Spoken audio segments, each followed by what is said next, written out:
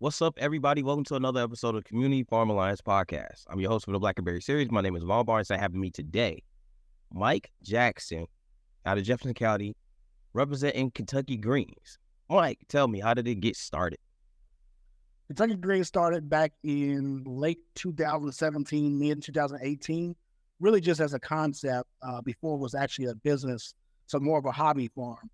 Stephen Lewis, who was with the Kentucky State University Extension Office, contacted me and JC Dillon just to come out and clean out this greenhouse that Food Literacy Project Sanity uses on 44th and Market. Pretty much we were there testing out hydroponics, and then the business idea for not just Kentucky Greens, but two other businesses came about. Pretty much we broke off, and I just had this idea of how could I put food inside of locations that generally don't get healthy, nutritious food. Gotcha. So that's where Kentucky Greens products came from. So Kentucky Greens focus primarily on growing inside the greenhouse or in ground. Like, how does it work? Yeah, so our growing concept, instead of conventional farming, we want to utilize hydroponics, which is vertical farming or just simple deep water culture, because we can pretty much produce way more than a conventional farm. Not way more, or we can produce year round. That's just the easiest way to break it down. We can produce year round. We can focus on products. We can also focus on some of our food security commitments. Okay, so with you guys doing indoor container kind of farming, indoor operation, you control climate, water, light. Like, are all those things necessary for your business to thrive, or are there any things that wasn't mentioned necessary for that business to thrive? It's going to be necessary for the way that we grow for us to thrive. We could be growing conventional farming and having less, high expenses than we are right now, but it helps us. I'm more of a forward thinker, so it helps me plan better in the way that we grow. And you said you guys started off in the West End of Louisville, and it was a few of you. In what way did you guys collaborate with other businesses to start to scale your farm? What are some things that you use to collaborate? First, we used the space to collaborate with each other. Dillon LLC, Ag in the City, and then, Kentucky Green. So pretty much we all started off as just individuals looking to clean out this greenhouse and utilize it. As we were in there, we developed a lot of our own business strategies and business plans. The way that we started to branch off and assist other people would have been with the Black CDC, which owns and operates Opportunity Corner. Of course, Stephen Lewis had the connection with Kentucky State University. And then also a few other organizations that I think Steve was connected with. But then also JC out in the Newburgh area with his farmers market. Got you. So you said the Black CDC and Opportunity Corner, right? Yep. Talk about that. What was Opportunity Corner? Opportunity Corner was a space that Perry LaBelle wanted to have open to the public. She wanted it to be a space that people could come and students mainly could come and use it as a study station. Entrepreneurs can use it as office space, pretty much full range for the community. Free Wi-Fi was available. The farmers market, she didn't want us to charge any booth fees, make it affordable for some of the vendors to come out. And what happened with Opportunity Corner? Like, how was that instrumental into the business and the things that you were doing with agriculture? And what role did you play? It opened up my eyes for more of like the food advocacy. Outside of Kentucky Greens, I realized that, okay, we have a lot of good concepts that you bring forward for food policy and food advocacy. And then also it just let me learn that maybe I should step away from the farmers markets, trying to run and manage those. I had good intentions, but, getting the vendors involved, getting the vendors to follow some of the processes that I like to follow was kind of difficult. One, because my communication was lacking, so that wasn't really helpful on that end. But outside of that, I realized that there is still a very strong concept for farmers markets that are definitely needed in West Louisville.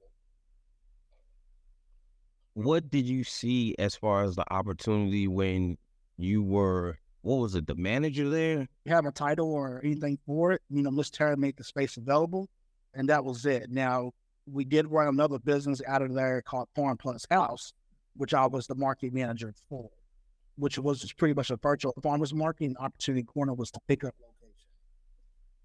Got you. Okay, so the farmers market happened there. Was that an instrumental place for the community to get produce or meet other vendors? Like, how did that work? Yeah, we made a lot of connections and collaborations with other groups being together. We had Greens and Teens, of course, Kentucky Other Backyard Farms, Ag in the City was there. We had Fly Girls Candles for a short period of time. And I'm leaving out a few, like a couple of bakery companies, some soap Think about companies, Leo's Juice. I think Leo's Leo's Juice, Juice was Sequel Scents, there. Yep. and a few other people that I want to name that's just not hitting on the top of my head right now. We were all out there. In order for us to be consistent and actually be a full-blown farmers market, we weren't able to take Squick, we weren't able to take Snap, or even some of the double dollars. Even though we were consistent week by week, I would put us in the same bubble as some of these pop-up farmers markets because we weren't doing anything to make it long term. In the future, one thing that I would like to see West Louisville come together on is building out that consistent farmers market. That's something that's long term, takes all of the subsidies that people need in order to build that out. Opportunity Corner was a great start, but we didn't jump into it planning. It was Miss Tara made sure that the property was available. She also provided tents, tables, and chairs. We just took off from there. We could have did a better job with trying to promote it, but it was also during COVID, so there was a bunch of other things going on.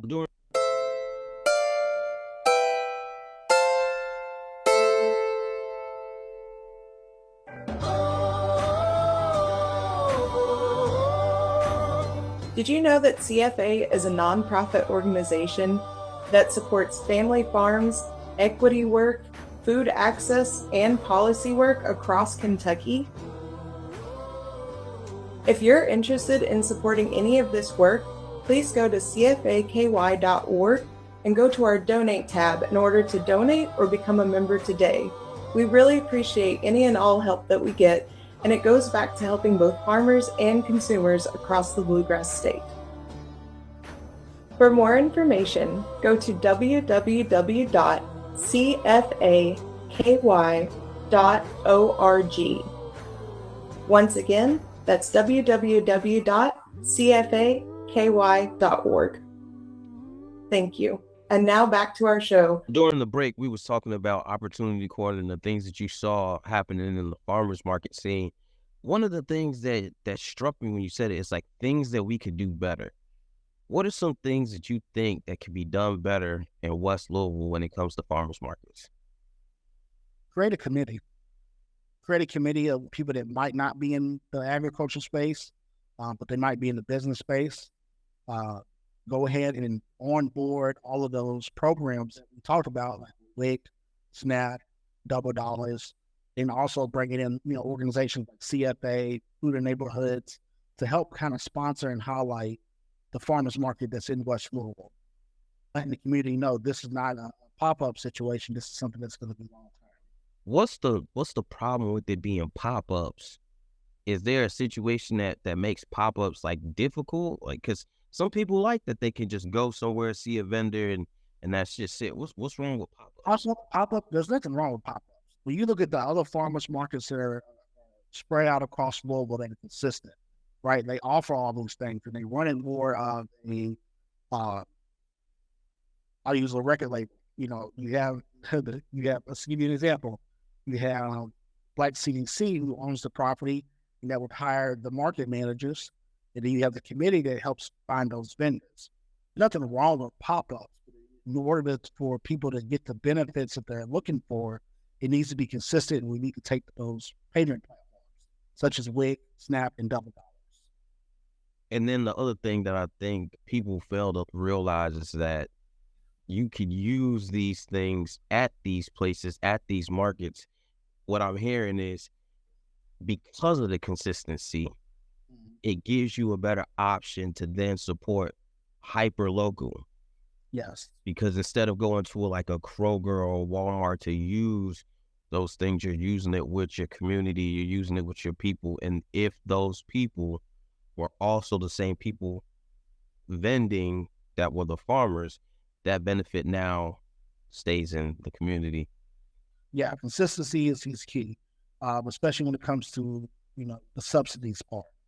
Now, one thing also is you look at other things that can come out of that. When we say pop-ups are great for people that aren't selling the fresh fruits and vegetables that can't even benefit from a customer using SNAP or WIC because they don't sell a food item. So it's perfect for those people to be able to pop in and out. But, people that are coming in looking for fresh produce, they want that on a consistent basis.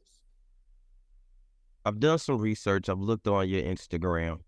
I seen that you was a part of a thing that was happening in West Louisville, RTBI. Mm-hmm. What is that? RTBI is a Russell Business Incubator, a very long program that AMP Louisville is the host of.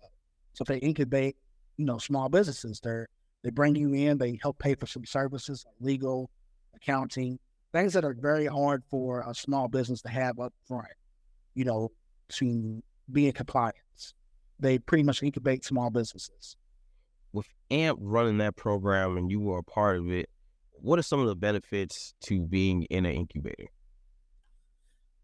You get to learn from different entrepreneurs. Entrepreneurs that have been doing it longer, or entrepreneurs that have been doing it right up beside you, and you never even really, look to see what their business actually was. You get to hear some successful stories. You get to hear some warning signs, red flags to look for when running your business. Oh man, that was a good way to segue over into my next question. What are some of the red flags that you have learned in agribusinesses and agri-tech stuff that you could teach or show or explain to the listeners out there? Don't stop budgeting outside of startup costs. Don't say I got all my startup costs and I'm done, because you also got to plan for how long it's going to take you to cash flow. Understand the industry that you're in as well. One thing that, being from conventional to agri-tech, you have to have a high capital, pretty much to even compete. Build up the partnerships, build up a team early, even if you can't pay them. Build up a team that actually believes in the mission, actually wants to see it succeed. I've seen within the state of Kentucky, what you got going on is so unique in Louisville because I haven't seen another business like it. Why hasn't more people adapted to hydroponics? There's 3 other businesses that I know of. I won't name them all, that I do know that are trying to do hydroponics. I can't really look left and I can't really look right at what somebody else is doing. I know why I'm doing it. I want to build this up as a social enterprise. I want to do something, one, first, the community, and 2, one of the things that RTBI helped us push and actually take into thought was building legacy wealth. On the social end, I understand what type of part I can play in the small market industry, building that up, and then being able to hire people, train them, and push them to other ag businesses, even if it's in a legal state like Detroit. That is our goal. I think hydroponics is great because you don't have to use that much space, and also it's something that you can plan for from what my fields are going to be, what my crops are going to be, things of that nature.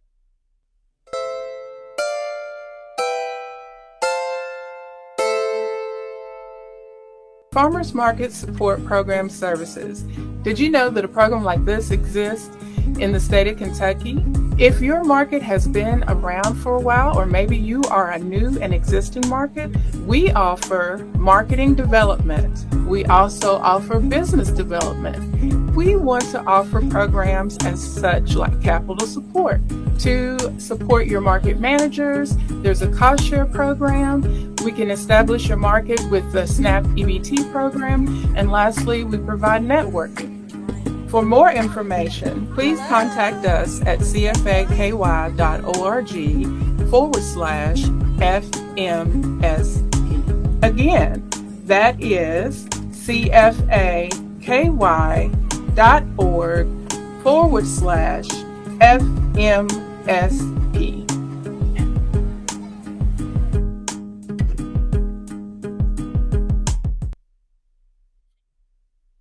So in the last segment, you was talking about different partnerships that you could work with, CFA, FIN, and different organizations like that. Do you see other organizations stepping up to help what would be considered urban agriculture and innovative growing?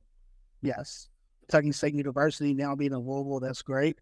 They're going to be that key piece. And then you see the Urban League is also interested in urban ag. I think we're going to build this base up, and then you're going to start seeing a lot of stuff being stacked on top of it. You're going to see a lot of changes in small markets, Right. Things of that nature. I was looking at some of the urban ag initiatives that the USDA had going out. Are those things that you guys look at Kentucky Greens? Yes. Now, we do have assistance with Kentucky Agritech and Ricky Mason. He helps us look for some of those grants. Okay. You mentioned something about a farm plus house. What was that situation? Farm Plus House was a virtual farmers market, similar to what you see at Market Wagon. Farm Plus House is an individual business, but we were utilizing the What's Good platform. What's Good is no longer in operation, but we used our app. So pretty much it was allowing us to work with different type of vendors that you would see at a farmer's market. They would order from us from Sunday to Thursday. The farmers or whoever would bring their products on Friday or Saturday, and we would deliver for them. Moving forward with Kentucky Greens and what the Kentucky Greens Company is going to do in Louisville, are there any initiatives that you guys are planning on? We're working on a lot of things. I won't say too much. One thing that I am excited to be working on right now is the KYINO grant with Kentucky State University. And what that is going to help us look at different ways to promote nutrition, either through corner stores or with the Nori Project, which is a vending machine company. That was something that I remember that you have mentioned this before a few times. Corner stores. How are corner stores, or why are corner stores so important? They're everywhere in West Louisville. They're everywhere in low-income areas. And I know they're more built out for convenience, but those are places that we need to be looking at, pumping some of our healthier inventory into. When we look at some of the demographics of people that live in West Louisville, not everybody has a car. A lot of your big delivery companies don't deliver in West Louisville like Instacart. There's certain areas that just don't get deliveries. So utilizing convenience stores is just that. You're making it convenient for people to get these healthier options. Instacart doesn't deliver to West Louisville. From what I've been told from some people that live in the West Louisville area, Instacart does not deliver in West Louisville. It's kind of like that pizza situation where you want to order pizza late at night, but they say they don't deliver in your area. That's what you do. Oh my gosh. That's awful. That's what's important to help promote some of these small businesses like Limitless, Farm Plus House, some of the things that Russell Place and the Promise are doing. These things can be overturned with collaboration. Oh my goodness. I'm just thinking about so many other episodes and things that people have said. Grocery stores that are closing down, and you got places not delivering. Like, how do people even get food? Right. And that's the issue that a lot of these initiatives are trying to help cover. But Mike Jackson with Kentucky Greens believes that corner stores is that missing piece. Help changing the inventory is what Kentucky Greens wants to do. We want to introduce some of our salad mixes, some of our base salads. We have collaboration with chefs. We want to help change that inventory because once the store owners see that our products are selling, or Kentucky in the Backyard Farms eggs are selling, then they can make a change and say, okay, how can we change the rest of this inventory, stacks, chips, pops as well? Changing the ingredients. That's the key thing. It even opens up the door for Kroger's to get in, Dairy Care to get in, to help change these things. Collaboration is going to be the biggest piece.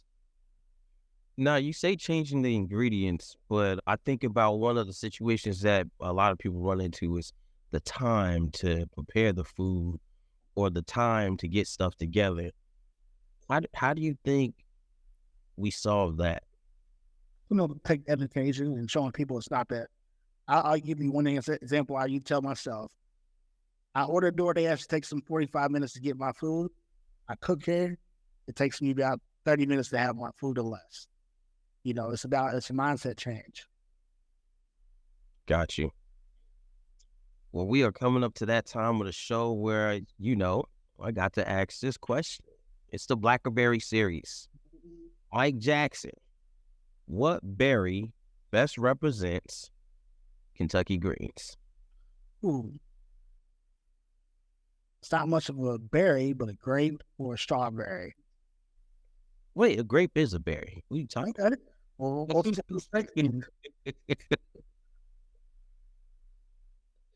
Why does a grape best represent Kentucky greens? a little bit hard on the outside, but good flavor on the inside. Okay. We gonna go with that. And then let's go ahead with this question. This is another one of my favorite ones. Is what is some advice? Like if it was 2 pieces of advice that you was giving somebody that wanted to get into agriculture, what's the 2 pieces of advice? Mentorship and teamwork. It's easy to start by yourself. It's going to be hard to sustain it by yourself. Seek mentorship from people that have already done this, already failed, have already succeeded. It's going to be the best ways to keep going. And with that, we're out of here. As I always say, real change comes from the ground up. Until next time, peace.